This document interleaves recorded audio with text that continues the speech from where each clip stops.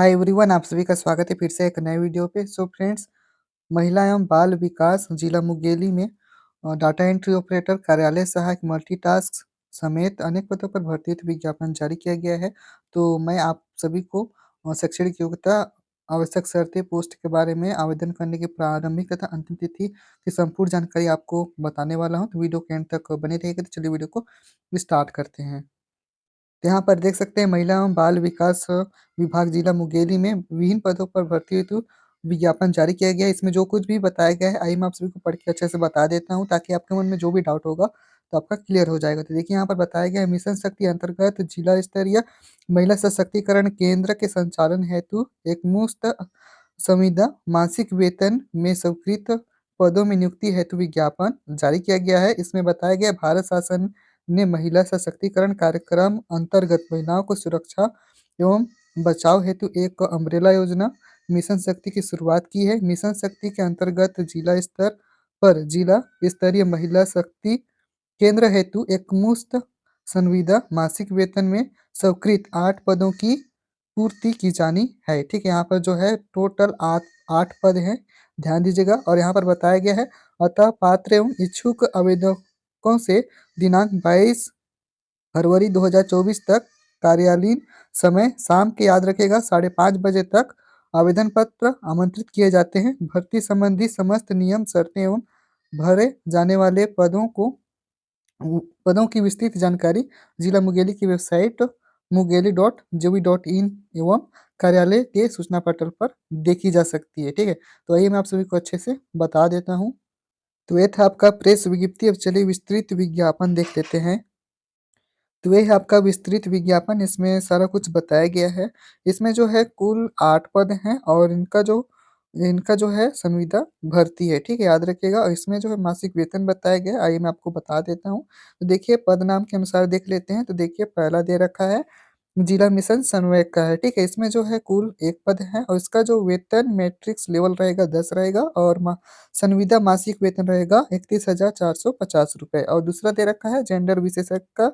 इसमें जो है 2 पद है और इसका वेतन मैट्रिक्स लेवल रहेगा 8 और इसमें जो है संविदा मासिक वेतन रहेगा 25,780 रुपये। ठीक है, और तीसरा दे रखा है वित्तीय साक्षरता एवं समन्वय विशेषज्ञ का पद है। इसमें जो है कुल 2 पद है और उसका वेतन मैट्रिक्स लेवल रहेगा 7 और इसका जो संविदा मासिक वेतन रहेगा 20,900 रुपये। और चौथा दे रखा है कार्यालय सहायक का। इसमें जो है केवल 1 पद है और इसमें जो वेतन मैट्रिक्स लेवल रहेगा 6 और इसमें संविदा मासिक वेतन रहेगा 18,420 रुपये। और इसमें जो है पांचवा दे रखा है डाटा एंट्री ऑपरेटर का। इसमें जो है केवल 1 पद है। ठीक है, इसमें जो है वेतन मैट्रिक्स लेवल रहेगा 4 और इसका जो संविदा मासिक वेतन है 14,200 रुपये रहेगा। और छठवां दिया गया है मल्टीटास्क स्टाफ का। इसमें जो है 1 पद है। ठीक है, और इस वेतन मैट्रिक्स लेवल रहेगा इसका 2 और इसका जो संविदा मासिक वेतन रहेगा 11,720 रुपये। कुल मिलाकर 8 पद यहाँ पर है। ठीक है, रिक्त पद है। और इसमें जो है आवश्यक शर्तें बताया गया है, चलिए उसके बारे में डिस्कस कर लेते हैं। तो यहाँ पर बताया गया है, जिला मिशन समन्वयक तथा जेंडर विशेषज्ञ हेतु अभ्यर्थी की आयु जो है 1/1/2024 को 21 वर्ष से कम तथा 45 वर्ष से अधिक न हो। ध्यान दीजिएगा, यह जो है जिला मिशन समन्वयक तथा जेंडर विशेषज्ञ के लिए है। ठीक है, और यहाँ पर बताया गया, इसके अतिरिक्त छत्तीसगढ़ के स्थानीय निवासी को आयु सीमा में छूट के संबंध में राज्य शासन द्वारा समय समय पर जारी निर्देशों के अनुरूप छूट की पात्रता होगी। ठीक है, किंतु सभी छूटों को मिलाकर अधिकतम जो है आयु की सीमा 50 वर्ष से अधिक नहीं होगी। ठीक है, इसमें बताया गया है।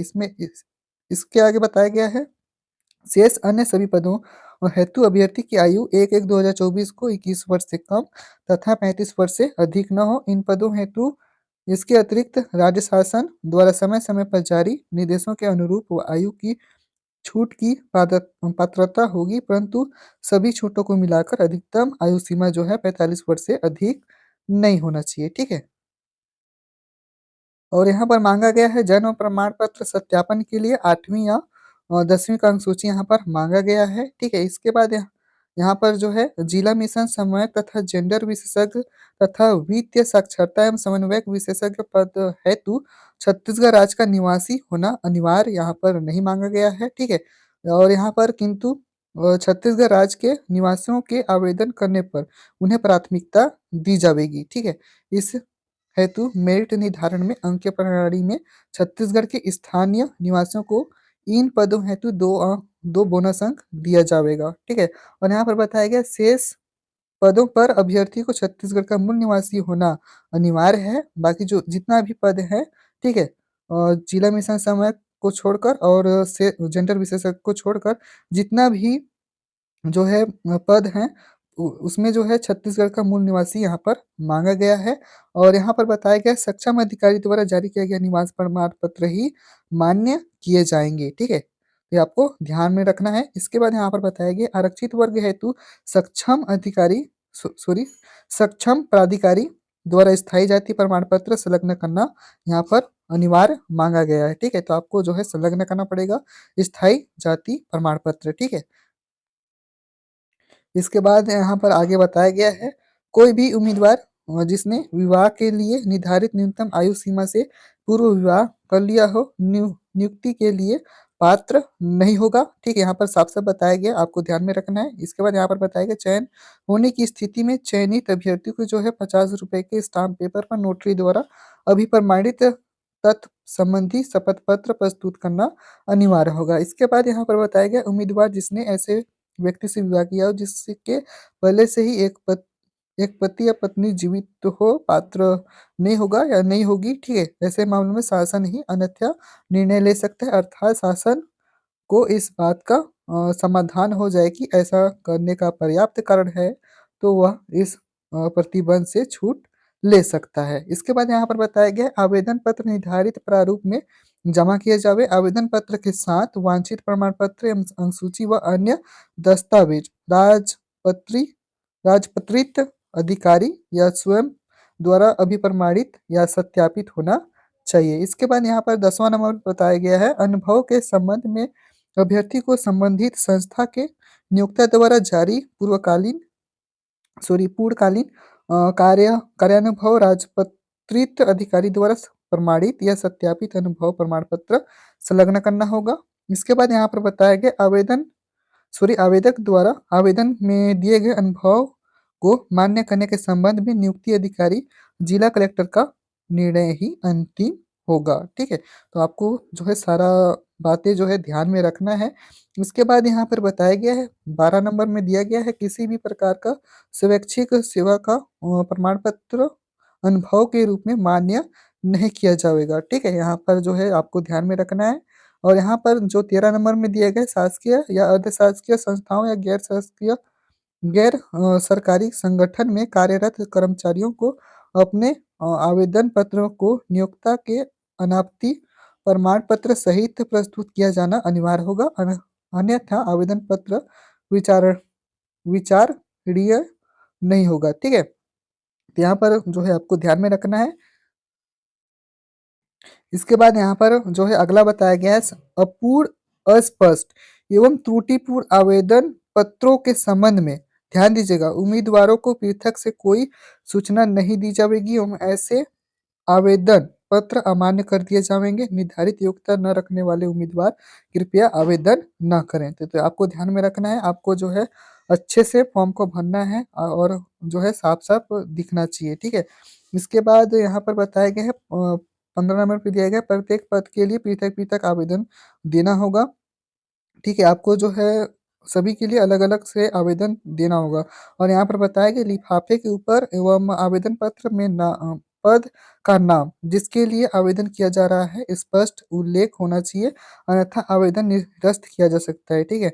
लिफाफे के ऊपर व आवेदन पत्र में प्रेषक का नाम एवं पत्र व्यवहार का पूर्ण पता जैसे कि ईमेल एड्रेस एवं मोबाइल नंबर सहित आवश्यक रूप से अंकित होना चाहिए, ठीक है। तो आपको जो है सारा कुछ अच्छे से जो है भर के और लिफाफे में आपको देना पड़ेगा, ठीक है। और यहाँ पर बताया गया है आवेदन आवेदक अपनी अर्हता की जांच स्वयं कर ले तथा विज्ञापित पद के लिए निर्धारित अर्हता एवं शर्तों को पूरा करने पर ही आवेदन पत्र भेजें। चयन के किसी भी स्तर पर आवेदक के अयोग्य पाए जाने पर उनका आवेदन पत्र निरस्त कर उनकी उम्मीदवारी है ना समाप्त की जा सकेगी, ठीक है। और यहाँ पर जो है बताया गया अनिवार्य शैक्षणिक योग्यता में शिथिलता नहीं दी जाएगी, केवल विशेष प्रकरण में योग्य आवेदक न मिलने पर ही संचालक और महिला एवं बाल विकास विभाग की अनुमति के उपरांत ही अनिवार्य न्यूनतम अनुभव में शिथिलता दी जा सकेगी। इसके बाद आगे बताया गया है इसमें कौशल परीक्षा या वाक इन इंटरव्यू में सम्मिलित होने वाले अभ्यर्थी को किसी भी प्रकार का यात्रा या भत्ता देय नहीं होगा। इसके बाद यहाँ पर बताया गया है आगे योजना के अंतर्गत एक मुश्त संविदा वेतन पर नियुक्ति कर्मी छत्तीसगढ़ सिविल सेवा आचरण नियम 1965 से शासित होंगे तथा इन नियमों का पालन करने हेतु बाध्य होंगे। इसके बाद यहाँ पर बताया गया है 20वां नंबर में किसी भी विवाद की स्थिति में कलेक्टर महोदय का निर्णय अंतिम एवं सर्वमान्य होगा, ठीक है। तो आपको सारा कुछ ध्यान में रखना है।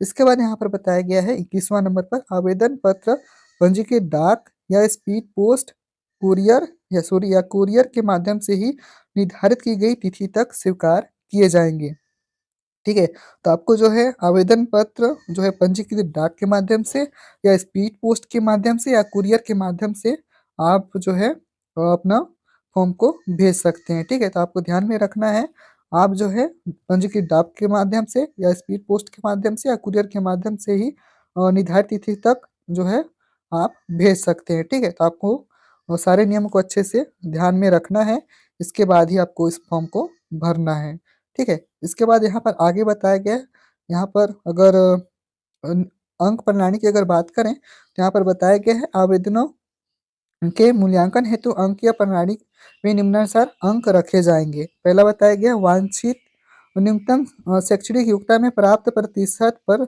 100 अंकों का वेटेज देखते हुए अधिकतम 60% रहेगा। इसके बाद यहाँ पर बताया गया है न्यूनतम दूसरा नंबर में है ना न्यूनतम अनुभव के पश्चात प्रत्येक अतिरिक्त वर्ष के अनुभव के लिए 2 अंक दिए जाएंगे। अधिकतम जो है 18% अंक रहेगा। इसके बाद 3 नंबर पर दिया गया छत्तीसगढ़ के मूल निवासी आवेदकों को जो है 2 अंक का बोनस अंक मिलेगा, ठीक है।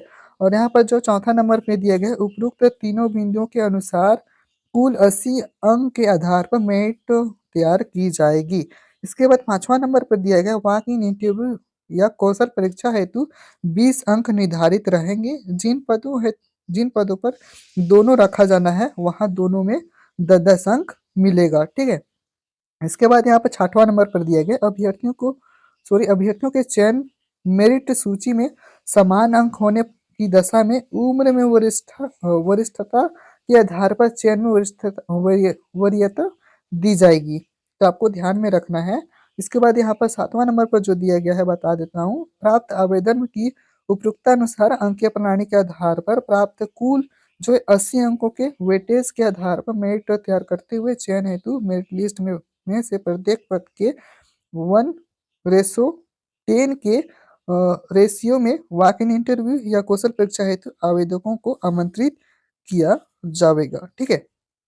तो ये था आपका अंकीय प्रणाली का नियम। अब इसके बाद बात कर लेते हैं चयन हेतु अर्हताएं एवं मापदंड एवं जो शर्त दिया गया है उसको देख लेते हैं। यहाँ पर जो बताया गया है भारत शासन द्वारा मिशन शक्ति के अंतर्गत अंतर्गत दिए गए मार्गदर्शी निर्देश में चयन हेतु उल्लेखित न्यूनतम अर्हताएं में राज्य की आवश्यकताओं के आलोक में राज्य एवं जिले के लिए वित्तीय मापदंडों का भी ध्यान रखते हुए अनिवार्य न्यूनतम शैक्षणिक योग्यता, अनिवार्य कौशल, अनिवार्य अनुभव एवं वांछित अतिरिक्त योग्यता एवं अन्य शर्तों का निम्नानुसार निर्धारण किया गया है।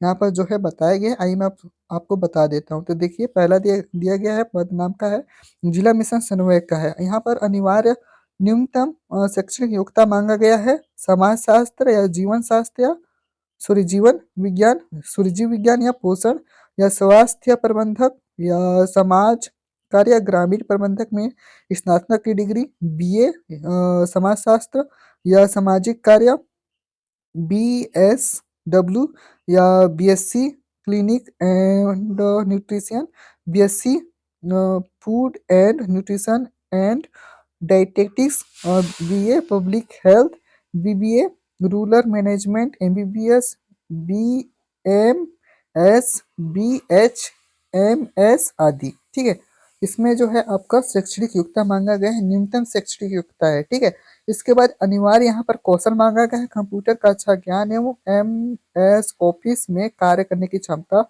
यहाँ पर मांगा गया है। यहाँ पर जो है अनिवार्य न्यूनतम अनुभव मांगा गया है, संबंधित क्षेत्र का शासकीय या अर्ध शासकीय संस्थाओं में या गैर सरकारी संगठन के में जो है कम से कम 3 वर्षों का यहाँ पर अनुभव मांगा गया है। इसके बाद जो है कम से कम 3 वर्षों का महिलाओं के जो मुद्दा होता है उसका अनुभव यहाँ पर मांगा गया है। इसके बाद यहाँ पर वांछित योग्यता की अगर बात करें तो इसमें जो है स्नातकोत्तर की डिग्री धारक को जो है प्राथमिकता दिया जाएगा। अंग्रेजी भाषा में कंप्यूटर में कार्य करने का अगर अगर अनुभव होगा तो उसे भी जो है प्राथमिकता दिया जाएगा। ठीक है, इसके बाद यहाँ पर अगर जेंडर विशेषज्ञ अगर पद की अगर बात करें तो यहाँ पर जो है शैक्षणिक योग्यता मांगा गया है। न्यूनतम शैक्षणिक योग्यता की अगर बात करें तो यहाँ पर जो है सामाजिक कार्य या अन्य सामाजिक क्षेत्रों में स्नातक की डिग्री यहाँ पर मांगा गया है। और यहाँ पर कौशल क्षमता मांगा गया है, कंप्यूटर का अच्छा ज्ञान एवं एमएस ऑफिस एवं कंप्यूटर टाइपिंग में कार्य करने की क्षमता यहाँ पर होना चाहिए। ठीक है, और यहाँ पर जो है अनुभव मांगा गया है। ठीक है, जेंडर से संबंधित कार्य का शासकीय या अर्धशासकीय संस्थाओं या गैर शासकीय संगठनों में जो है कम से कम 3 वर्षों का अनुभव होना चाहिए, और कम से कम 3 वर्ष का महिलाओं के मुद्दों का अनुभव यहाँ पर होना चाहिए। और यहाँ पर जो है जो है स्नातकोत्तर की डिग्री धारक को जो है प्राथमिकता दिया जाएगा, या अंग्रेजी भाषा में जो कंप्यूटर में कार्य करने का अनुभव है उसको भी यहाँ पर दिया जाएगा। ठीक है, इसके बाद अगर वित्तीय साक्षरता एवं समन्वयक विशेषज्ञ की अगर बात करें तो यहाँ पर जो है न्यूनतम शैक्षणिक योग्यता मांगा गया है, अर्थशास्त्र या बैंकिंग या अन्य समान कार्य में स्नातक की डिग्री यहाँ पर मांगा गया है। अनुभव मांगा गया है, सॉरी कौशल क्षमता मांगा गया है, कंप्यूटर का अच्छा ज्ञान होना चाहिए जिसमें एमएस ऑफिस एवं कंप्यूटर टाइपिंग अनिवार्य में कार्य करने की क्षमता यहाँ पर मांगा गया है। और यहाँ पर जो है अनुभव मांगा गया है, वित्तीय साक्षरता या वित्तीय समावेशन से संबंधित कार्यों का शासकीय या अर्ध शासकीय संस्थाओं या गैर सरकारी संगठन में कम से कम 3 वर्ष का यहाँ पर अनुभव मांगा गया है। इसके बाद यहाँ पर जो है डिग्री मांगा गया है, स्नातकोत्तर डिग्री धारक को जो प्राथमिकता दिया जाएगा, अंग्रेजी भाषा में कंप्यूटर में कार्य करने का अनुभव होगा यहाँ पर मांगा गया है। ठीक है, अगर इस और यहाँ पर जो है चौथा नंबर कार्यालय सहायक की अगर बात करें तो यहाँ पर आपसे जो है लेखा या अन्य क्षेत्र में स्नातक या डिप्लोमा जिसमें लेखा एक विषय के रूप में सम्मिलित हो उसका जो है शैक्षणिक योग्यता मांगा गया है। अनिवार्य कौशल योग्यता कंप्यूटर का अच्छा ज्ञान होना चाहिए, और एमएस ऑफिस में जो है आपका कार्य करने की क्षमता होना चाहिए, कंप्यूटर जो है कंप्यूटर टाइपिंग आपको आना चाहिए। इसके बाद यहाँ पर जो है अनिवार्य न्यूनतम अनुभव मांगा गया है, इसमें जो है शासकीय अर्ध शासकीय संस्थाओं में या गैर सरकारी संस्थाओं में कम से कम 3 वर्ष का यहाँ पर अनुभव मांगा गया है, अंग्रेजी भाषा में कार्य करने का अनुभव होना चाहिए। ठीक है, वांछित योग्यता में। इसके बाद यहाँ पर 5वां नंबर पे दिया गया डाटा एंट्री ऑपरेटर का, इसमें जो है न्यूनतम शैक्षणिक योग्यता जो है स्नातक उपाधि के साथ कंप्यूटर कार्य आईटी, है ना, आईटी अन्य क्षेत्रों का ज्ञान यहाँ पर होना चाहिए। इसके बाद यहाँ पर अनिवार्य कौशल मांगा गया है, कंप्यूटर का अच्छा ज्ञान जिसमें जो है एमएस ऑफिस कंप्यूटर टाइपिंग करने की जो है अनिवार्य क्षमता होना चाहिए। इसके बाद यहाँ पर अनिवार्य न्यूनतम अनुभव मांगा गया है, डाटा प्रबंधक या प्रोसेस डॉक्यूमेंटेशन एवं वेब वेब बेस्ड या और रिपोर्टिंग फॉर्मेट में कार्य करने की शासकीय या अर्ध शासकीय संस्थाओं या गैर सरकारी संगठन में कम से कम 3 वर्ष का यहाँ पर अनुभव मांगा गया है। और वांछित योग्यता की अगर बात करें तो अंग्रेजी भाषा में कंप्यूटर में कार्य करने की यहाँ पर अनुभव होना चाहिए। और 6वां नंबर पे यहाँ पर दिया गया है मल्टीटास्क स्टाफ का, अगर बात करें तो यहाँ पर जो है अनिवार्य न्यूनतम शैक्षणिक योग्यता जो है किसी भी मान्यता प्राप्त बोर्ड से कक्षा 10वीं पास यहाँ पर मांगा गया है। अनिवार्य कौशल क्षमता यहाँ पर नहीं मांगा गया है, अनुभव यहाँ पर मांगा गया है। ध्यान दीजिएगा, 2 वर्ष का यहाँ पर अनुभव मांगा गया है। ठीक है, और इसमें जो है वांछित योग्यता यहाँ पर नहीं मांगा गया है। इसके बाद यहाँ पर जो है नियुक्ति की जो अवधि दी गई है इसको मैं आपको बता देता हूँ। तो यहाँ पर जो है बताया गया है इन समस्त पदों पर प्रथम बार अधिकतम 2 वर्ष की अवधि हेतु योग्य अभ्यर्थी की नियुक्ति एक मुश्त मासिक संविदा वेतन पर ही की जाएगी। कार्य योग्यता, कार्यक्षमता एवं व्यवहार तथा विभाग की आवश्यकता के आधार पर तथा नियंत्रण अधिकारी की अनुशंसा के आधार पर उपयुक्तता के आधार पर संविदा सेवा अवधि प्रत्येक बार 1 वर्ष के लिए जिला कलेक्टर द्वारा बढ़ाने का निर्णय लिया जा सकेगा। अन्यथा नियुक्ति की अवधि समाप्ति पर नियुक्ति स्वमेव समाप्त मानी जाएगी। और इसके बाद यहाँ पर जो है बताया गया है, तो सेकंड नंबर पर चयनित अभ्यर्थियों की नियुक्ति पूर्णतः अस्थायी होगी एवं बिना कारण बताए भी समाप्त की जा सकती है, ध्यान में दीजिएगा। उसके बाद यहाँ पर बताया गया है, संविदा सेवा अवधि के दौरान दोनों पक्षों में से किसी एक पक्ष द्वारा 1 माह पूर्व सूचना या उसके एवज में 1 माह का वेतन देकर नियुक्ति समाप्ति की जा सकती है। इसके बाद यहाँ पर थर्ड नंबर में बताया गया है, इन पदों की अवधि भारत शासन द्वारा योजना संचालन की अवधि तक ही सीमित होगी एवं तदुपरांत पद समाप्त कर दिए जाएंगे। इस समाप्ति के उपरांत इन पदों पर कार्यरत कर्मियों की विभाग की कोई जिम्मेदारी नहीं होगी। ठीक है, तो आपको जो है इस बात को ध्यान में रखना है। जो नियुक्ति अवधि की यहाँ पर जो बात बताया गया है, इसको आपको अच्छे से ध्यान में रखना है। ठीक है, और यहाँ पर इसका जो है आवेदन पत्र जो है आप जो है केवल पंजीकृत डाक या स्पीड पोस्ट या कुरियर के माध्यम से आप जो है याद रखिएगा 22 फरवरी तक, है ना, शाम के 5:30 बजे तक आप जो है इसे स्पीड पोस्ट या पंजीकृत डाक के माध्यम से या आप कुरियर के माध्यम से भेज सकते हैं। ठीक है, और जो है आपको मैं आवेदन पत्र का प्रारूप दिखा देता हूँ। यहाँ पर देख सकते हैं, ये जो है आवेदन पत्र का प्रारूप। आप इसे जो है भर के एक लिफाफा में बंद करके आप इसे भेज दीजिएगा। ठीक है, इसका लिंक मैं आपको वीडियो के डिस्क्रिप्शन पर दे दूंगा, आप वहां से जाकर इसे देख लीजिएगा, या आप चाहे तो मुंगेली की जो ऑफिशियल वेबसाइट है आप वहां पर जाकर इसे देख लीजिएगा और इसे डाउनलोड कर लीजिएगा। तो चलिए, आज के इस वीडियो में बस इतना ही। यदि ये वीडियो अच्छा लगे तो वीडियो को लाइक कर दीजिएगा, चैनल अपने चैनल को सब्सक्राइब कर दीजिएगा। Thank you.